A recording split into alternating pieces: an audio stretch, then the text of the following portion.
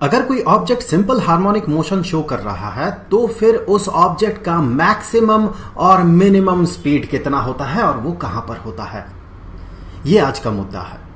देखिए, इसे हम बहुत सारे तरीके से समझ सकते हैं कि मैक्सिमम और मिनिमम स्पीड कहां हो सकता है और कितना हो सकता है, इसे भी हम कैलकुलेट कर सकते हैं। तो अलग अलग जो तरीकों से हम समझ सकते हैं कि मैक्सिमम और मिनिमम स्पीड कहां पर होगा, वो सारे तरीके हैं। एक तो हमें पता है कि सिंपल हार्मोनिक मोशन, जो कि आपको इस फिगर में दिखेगा, इस ऑब्जेक्ट का जो मोशन होगा ये ऐसे जाएगा और वापस यहां से इस जगह पे आएगा।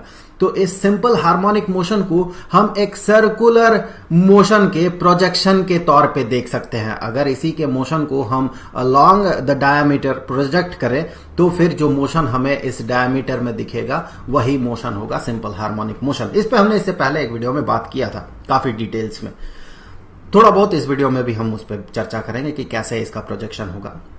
तो इस तरीके से हम इसे समझ सकते हैं। दूसरा तरीका यह है कि जैसे हमें पता है कि सिंपल हार्मोनिक मोशन, इसका एक बेहतरीन एग्जांपल होता है स्प्रिंग ब्लॉक सिस्टम।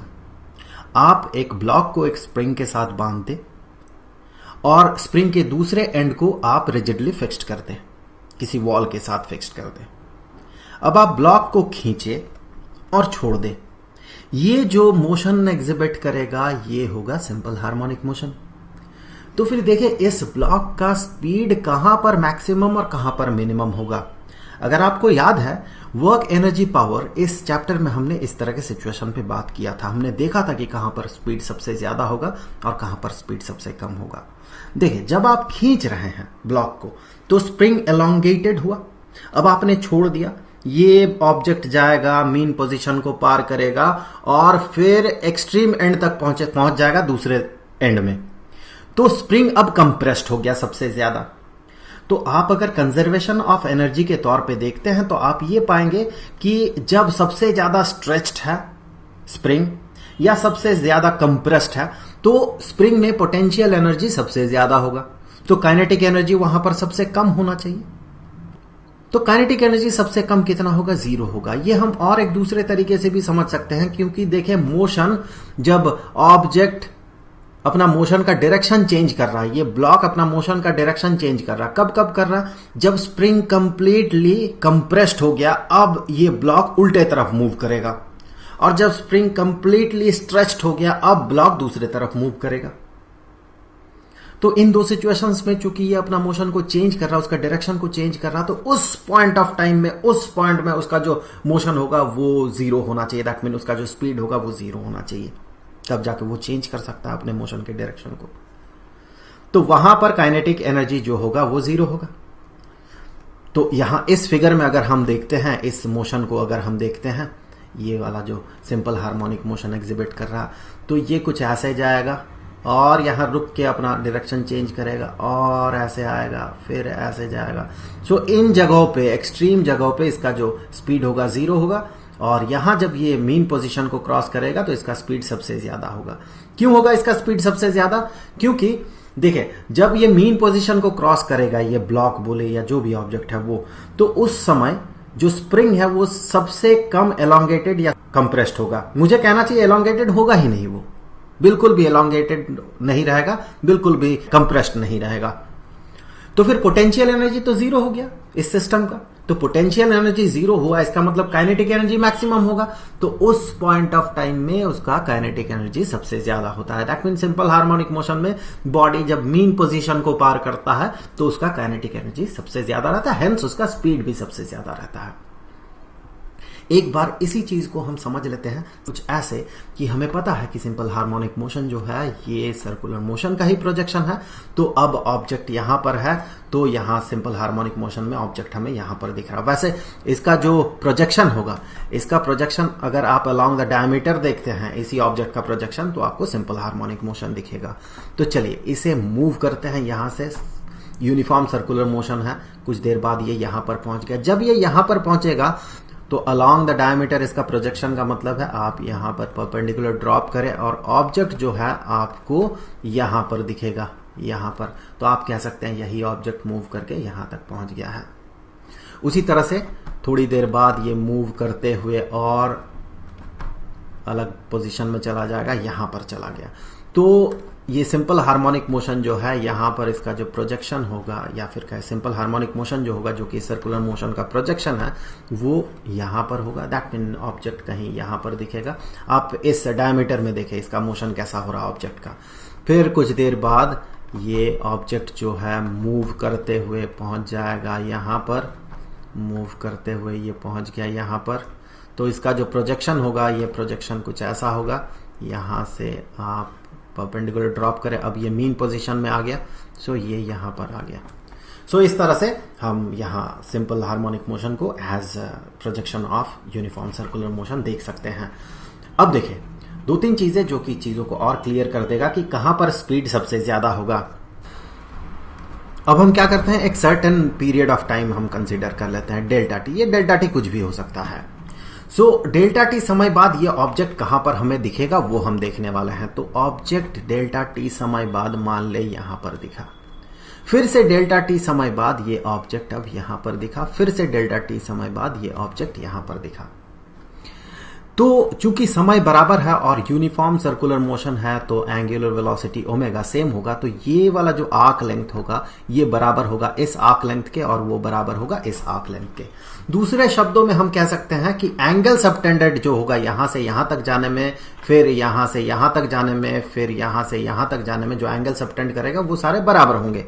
तो उस लॉजिक से आगे बढ़ते हुए हम कहेंगे कि ये सेंटर है तो यहां से यहां और यहां से यहां और यहां से यहां सारे एंगल्स जो है ये बराबर है। तो ये सारे एंगल्स मान ली यहां थीटा, ये भी थीटा, ये भी थीटा, बराबर एंगल्स होंगे। अब देखें यही यूनिफॉर्म सर्कुलर मोशन, इसका प्रोजेक्शन हमें कहां पर दिखेगा। तो सबसे पहला ऑब्जेक्ट यहां से यहां प्रोजेक्टेड होगा, फिर इसका प्रोजेक्शन हमें यहां पर दिखेगा, फिर इसका जो प्रोजेक्शन है यह हमें यहां पर दिखेगा। तो जो सिंपल हार्मोनिक मोशन होगा वहां पर अगर आप देखें कि डेल्टा टी समय बाद यहां पर इस डायमीटर में जो हमें मोशन दिखेगा वो तो सिंपल हार्मोनिक मोशन होगा। तो अलोंग द डायमीटर जो इसका मोशन होगा डेल्टा टी समय बाद यहां से ये पहुंचेगा यहां पर, क्योंकि डेल्टा टी समय बाद सर्कुलर मोशन में यहां है तो प्रोजेक्शन इसका यहां पर दिखेगा। फिर डेल्टा टी समय बाद हमें ऑब्जेक्ट यहां पर दिखा, फिर डेल्टा टी समय बाद ऑब्जेक्ट हमें यहां पर दिखा। देखिए इक्वल इंटरवल ऑफ टाइम है, तो एक में शुरुआती डेल्टा टी समय में यहां तक पहुंचा, फिर अगले डेल्टा टी समय में यहां तक पहुंचा, फिर अगले डेल्टा टी समय बाद यहां पर पहुंचा। तो ये बहुत क्लियर है कि स्पीड जब ये एक्सट्रीम एंड में था वहां से जितना ये करीब पहुंचते जा रहा है मीन पोजीशन के, उसका स्पीड उतना बढ़ रहा है, फिर आगे उसका स्पीड घटते जाएगा। ये आप इससे आगे अगर सोचे तो समझ पाएंगे। तो यहां से भी हम समझ सकते हैं कि स्पीड जो है यहां पर ये जीरो रहेगा, या फिर जितना ये करीब जाएगा उसका स्पीड बढ़ते जाएगा और मीन पोजीशन को क्रॉस करते हुए इसका जो स्पीड होगा ये सबसे ज्यादा होगा। मैं बार बार स्पीड कह रहा हूं क्योंकि वेलोसिटी कहने से फिर पॉजिटिव नेगेटिव वाला टर्म आ जाता है। तो स्पीड सबसे ज्यादा होगा जब ये मीन पोजीशन को क्रॉस करेगा। तो ये तो था सारे इंट्यूशन इस सर्कुलर मोशन का प्रोजेक्शन के तौर पे सिंपल हार्मोनिक मोशन को देखते हुए इस चीज को जो हमने समझा कि मिनिमम स्पीड जो होगा ये एक्सट्रीम एंड में होगा और मैक्सिमम स्पीड जो होगा मीन पोजीशन को क्रॉस करते हुए होगा। ये तो आपको एक इंट्यूटिव सेंस देगा। और जो स्प्रिंग ब्लॉक सिस्टम को कंसीडर करते हुए हमने ये पाया था कि मैक्सिमम और मिनिमम स्पीड कहां कहां पर होगा, वो हमारा फिजिक्स का बेसिक नॉलेज था।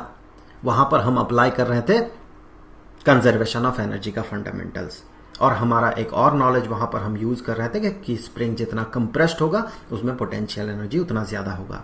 तो वो तो फिजिक्स का नॉलेज था, और ये था इंट्यूशन, इंट्यूटिव सेंस हमारा। यहां इंट्यूशन से हम समझ सकते हैं, एक कॉमन सेंस से हम समझ सकते हैं।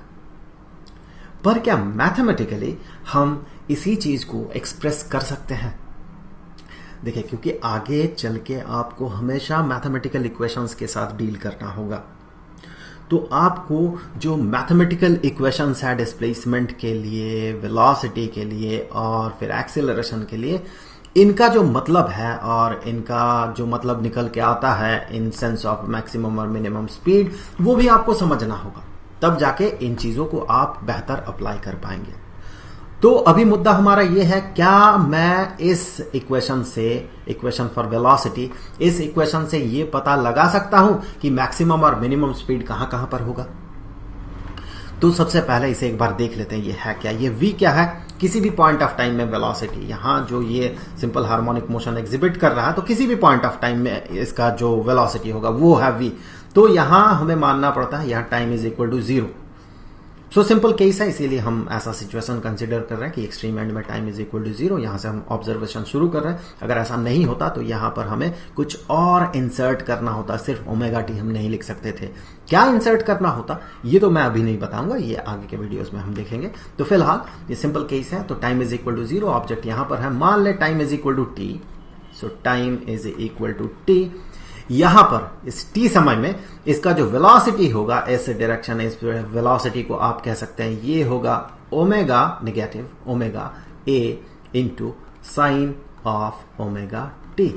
यहां पर ये t यही वाला टाइम है और ओमेगा है जिस सर्कुलर मोशन का ये प्रोजेक्शन है, उस सर्कुलर मोशन का एंगुलर वेलोसिटी। वैसे इस एंगुलर वेलोसिटी को हम एसोसिएट करते हैं इस सिंपल हार्मोनिक मोशन के साथ भी। हम कह सकते हैं इस सिंपल हार्मोनिक मोशन का एंगुलर वेलोसिटी ओमेगा है। और ये a क्या है, ये a है एम्पलीट्यूड। सो मीन पोजीशन से, ये अगर यहां पर मीन पोजीशन है तो यहां से जो मैक्सिमम डिस्प्लेसमेंट होता है इस ऑब्जेक्ट का वो होता है एम्पलीट्यूड। इस डायरेक्शन में भी, इस डायरेक्शन में भी उतना ही होगा मैक्सिमम डिस्प्लेसमेंट, तो एम्पलीट्यूड है ये। सो ये होता है इसका इक्वेशन। तो क्या इस इक्वेशन से, इस एक्सप्रेशन से आप ये कह सकते हैं कि जो मैक्सिमम स्पीड होगा वो यहां इस जगह को क्रॉस करते हुए होगा और जो मिनिमम स्पीड होगा वो यहां पर होगा। चलिए देख लेते हैं। सो v वेलोसिटी, ये मिनिमम कब होगा, ये मिनिमम तभी होगा जब आप देखें यहां पर इस टर्म को मिनिमम होना। यहां आप नेगेटिव और पॉजिटिव साइन को इग्नोर कर दें क्योंकि हम मिनिमम स्पीड की बात कर रहे हैं, वेलोसिटी नहीं। सो वेलोसिटी का मैग्नीट्यूड अगर सिर्फ आप कंसीडर करें, क्योंकि देखिए जब इस डायरेक्शन में जाएगा तो हम कहते हैं कि इसका स्पीड मैक्सिमम है, लेकिन वेलोसिटी कंसीडर करेंगे तो वो नेगेटिव होगा, मैक्सिमम नेगेटिव, तो उस सेंस में फिर गड़बड़ हो जाएगा। इसीलिए हम स्पीड पता करेंगे यहां पर मैक्सिमम और मिनिमम स्पीड। तो ये कब होगा, सो v को, वेलोसिटी को मिनिमम होना है। आप साइन को छोड़ दे, इसके मैग्नीट्यूड को मिनिमम होना है। दैट मीन ये तो कांस्टेंट है, इसे सबसे कम होना है। तो इसे सबसे कम होने के लिए होना ये पड़ेगा sine of omega T is minimum, is minimum. मुझे ऐसा कहना चाहिए इसका जो मॉड वैल्यू है वो मिनिमम होगा।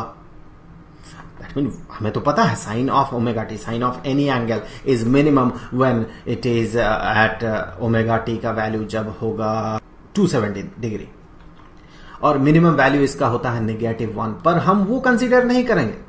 यहां पर -1 भी अगर होता, मान ले मैं वेलोसिटी का मैग्नीट्यूड की बात कर रहा हूं, वेलोसिटी अगर इस डायरेक्शन में -1 होता है मान ले, तो क्या उसे आप मिनिमम कहेंगे? नहीं कहेंगे ना, वो तो मैक्सिमम होगा। हम स्पीड कंसीडर कर रहे हैं। So this is not the case, इसीलिए हमने मॉड यहां पर लगाया था। So sine of omega T minimum तभी होगा जब साइन ऑफ ओमेगा टी का वैल्यू -1 नहीं बल्कि 0 होगा, क्योंकि हम इसका एब्सोल्यूट वैल्यू को कंसीडर कर रहे हैं। तो इस सेंस से हम कह सकते हैं कि ओमेगा टी जो होगा ये किसके बराबर होना चाहिए, sine of omega T is equal to 0। तो ओमेगा टी किसके बराबर होगा, ओमेगा टी या तो 0 डिग्री के बराबर होगा और ये 180 डिग्री के बराबर होगा। तो अगर आप इस सर्कुलर मोशन में देखें, ये 0 डिग्री और 180 डिग्री क्या होगा, ये यहां से जितना एंगल ये सबटेंड करेगा, तो 0 डिग्री एंगल सबटेंड कर रहा, मतलब कि ये ऑब्जेक्ट अभी यहीं पर है, तो ये एंगल जितना सबटेंड करेगा वो 0 डिग्री होगा। जैसे एंगल सबटेंडेड होगा इस केस में इतना और इस केस में इतना, जब ये यहां पर पहुंचेगा तो इतना एंगल सबटेंड करेगा, जब यहां पर पहुंचेगा तो ये 90 डिग्री का एंगल सबटेंड करेगा।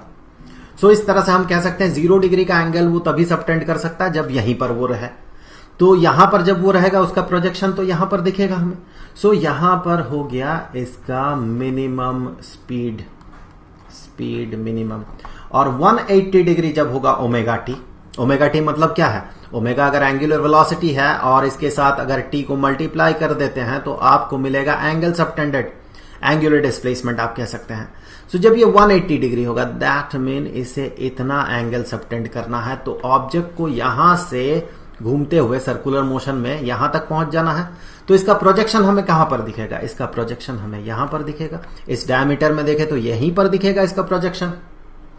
सो यहां पर भी वेलोसिटी जो होगा या फिर वेलोसिटी का मैग्नीट्यूड जो होगा ये मिनिमम होगा। उसी तरह से जब हम स्पीड का मैक्सिमम वैल्यू देखेंगे v max, ये कब होगा? जब साइन ऑफ ओमेगा टी, फिर से इसका एब्सोल्यूट वैल्यू इज मैक्सिमम। हमें पता है sine of omega T, sine of 90 is equal to 1, 90 degree is equal to 1, और साइन ऑफ 270 डिग्री इज -1। तो एब्सोल्यूट वैल्यू जब कंसीडर करेंगे वो दोनों तो 1 बनेगा। यहां ये -1 और ये 1 इस डायरेक्शन में, दोनों को ही तो हम बराबर कंसीडर करेंगे जब स्पीड की बात हो। ये एक्चुअली एक्सप्रेशन जो है ये sine of omega T velocity के लिए आ रहा है। जैसे ही स्पीड करेंगे वैसे ही इसका हमें एब्सोल्यूट वैल्यू कंसीडर करना होगा। तो उस लॉजिक से आगे बढ़ते हुए हम कहेंगे ये तभी होगा जब साइन ऑफ ओमेगा टी 1 या -1 हो। दैट मीन ओमेगा टी जो है ये या तो ये 90 डिग्री का हो या फिर ये 270 डिग्री का हो। तो 90 डिग्री और 270 डिग्री इस फिगर में देख ले, सर्कुलर मोशन में आप ये पाएंगे कि यहां से यहां तक 90 डिग्री का एंगल सबटेंड किया। ये दैट मीन ऑब्जेक्ट जब मीन पोजीशन को क्रॉस कर रहा है, यहां तक पहुंचा, मतलब अब ये आगे जाएगा तो मीन पोजीशन को, इसका जो प्रोजेक्शन होगा वहां मीन पोजीशन को क्रॉस करेगा ऑब्जेक्ट। तो यहां पर इसका इस डायरेक्शन में जाते हुए इसका स्पीड जो है वो मैक्सिमम होगा। सो v max होगा यहां पर। और जब ये वापस आएगा 270 डिग्री का एंगल ये सबटेंड करेगा, तो यहां से 270 डिग्री का एंगल सबटेंड करेगा। इतना हो गया 270 डिग्री का एंगल सबटेंड। तो यहां अगर आप इसे देखते हैं कि किस जगह का प्रोजेक्शन है, तो आप ये पाएंगे कि ऑब्जेक्ट जो है ये यहां पर पहुंच गया है और इसका प्रोजेक्शन हमें यहां पर दिख रहा है। आगे ऑब्जेक्ट इस डायरेक्शन में मूव करेगा, दैट मीन इसका मोशन होगा सिंपल हार्मोनिक मोशन में इस डायरेक्शन में। तो आप समझ सकते हैं फिर से जब ये मीन पोजीशन को इस डायरेक्शन में क्रॉस करेगा तब स्पीड जो होगा ये मैक्सिमम होगा। अब चलिए देख लेते हैं स्पीड का मैक्सिमम और मिनिमम वैल्यू कितना होगा। तो सबसे पहले जो स्पीड है, चलिए स्पीड को मैं वेलोसिटी का मैग्नीट्यूड इस तरह से रिप्रेजेंट कर रहा हूं इस बार। सो इस स्पीड का जो मिनिमम वैल्यू होगा वो कितना होगा? तो मिनिमम वैल्यू के लिए जो कंडीशन है वो ये है, sine of omega T is equal to 0। तो यहां पर ये अगर 0 हो जाता है साइन ऑफ ओमेगा टी, तो ओवरऑल एक्सप्रेशन 0 हो जाएगा। सो ये जो एक्सप्रेशन है ये 0 हो गया। सो मिनिमम स्पीड जो होगा वो 0 होगा। उसी तरह से अगर आप स्पीड का मैक्सिमम वैल्यू देखते हैं तो वो कितना होना चाहिए, उसके लिए जो कंडीशन है ये सेटिस्फाइड होना चाहिए। सो ये हो गया 90 डिग्री या 270 डिग्री में। और वो वैल्यू कितना है? वो वैल्यू अगर आप यहां पूरा का पूरा एक्सप्रेशन, चूंकि ये स्पीड की तरह हम ट्रीट कर रहे हैं, वेलोसिटी नहीं, तो पूरा का पूरा एब्सोल्यूट वैल्यू हमें कंसीडर करना होगा। तो इस केस में 90 या 270 डिग्री में साइन ऑफ ओमेगा टी का वैल्यू यहां पर 1 होगा और यहां पर -1 होगा, और पूरा का हमें एब्सोल्यूट वैल्यू कंसीडर करना है। तो साइन ऑफ ओमेगा टी अगर 1 होता है तो that is equal to negative omega A, जिसका कि एब्सोल्यूट वैल्यू ओमेगा ए होगा। और साइन ऑफ ओमेगा टी अगर -1 होता है तो ये पूरा का पूरा एक्सप्रेशन बन जाएगा ओमेगा ए, जिसका एब्सोल्यूट वैल्यू ओमेगा ए होगा। सो यहां से हम कह सकते हैं कि ये जो है मैक्सिमम वैल्यू ये होगा ओमेगा ए, स्पीड का मैक्सिमम वैल्यू। दैट मीन यहां पर जब रहेगा इसका स्पीड 0 होगा, जब ये मीन पोजीशन को क्रॉस करेगा, चाहे इधर जाए या फिर इधर जाए, इसका जो मैग्नीट्यूड होगा स्पीड का, वेलोसिटी का मुझे कहना चाहिए, मैग्नीट्यूड वेलोसिटी का जो कि स्पीड है वो होगा ओमेगा ए, यहां भी और यहां भी।